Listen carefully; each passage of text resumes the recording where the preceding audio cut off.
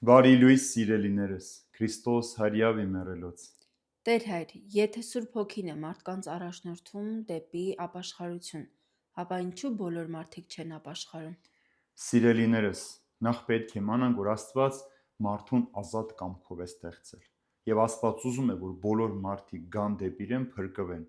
բայց մարդը պետք է իր ազատ կամքով անի։ Եթե որևէ մեկը չի ուզում գալ դեպի Քրիստոս եւ հանձնվել Քրիստոսին, Սուրբ Հոգին չի կարող նրան պարտադրել։ Տերն ուզում է, որ այդ ամենը մարդ ինքը սիրով անի եւ Աստծո կամքով գնա ու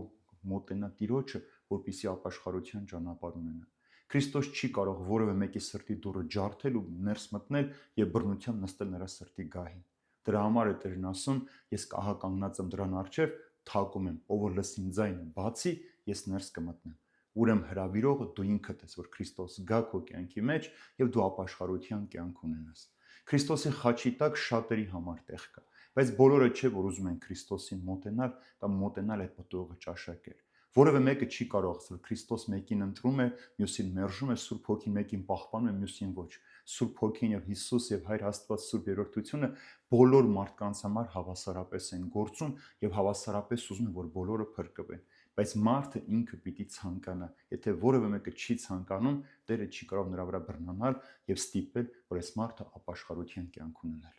Երկրորդ պետք է հասկանանք, որ Սուրբ Հոգին բոլորի համար նույն կերպ չէ, որ գործում է։ Մեր մեջ կան շատ մարդիկ, ովքեր անգիտակցաբար մեղքի կյանք են ապրում։ Սուրբ Հոգու առաքելությունը, որպես այդ մարդու մեջ արթնացնի գիտակցություն, որ մեղքը վատ բան է, քեզ հեռացնում է Աստծուց։ Կան մարդիկ ոչ միայն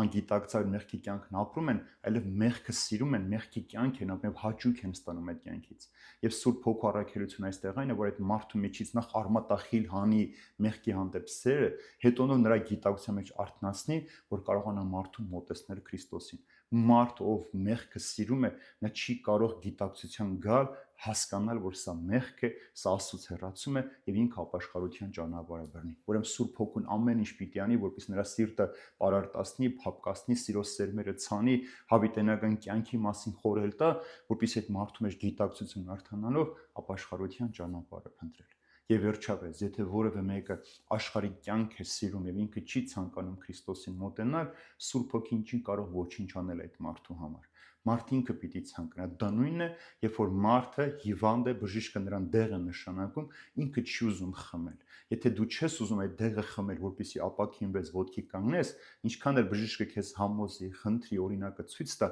մեկ է դու պիտի մերժես։ Հոգևոր կյանքն էլ աստեղ։ Քո հոգին էլ այդ նույն հիվանդությամբ է ապրում։ Եթե դու չես ցանկանում Քրիստոսի առաջարկած հացը, ջուրը, որպեսզի ապակինվես ու բուժվես, Տերը քեզ չի կարող ստիպել։ Քո բերանը ստիպողաբար չպիտի բացի, որպեսզի այդ հացը դնի քո բերանի մեջ։ Դու ինքը պիտի գնաս Տիրոջ մեջ։ Դրա համար ասում է, նրանք, ովքեր ինձ կգան, հավիտենական կյանք ունեն։ Նրանք, ովքեր ինձ ազատ կամքով կմոտենան Քրիստոսին, նրանք էլ ապաշխարության ճանապարհով հավիտենական կյանքը կժառանգեն։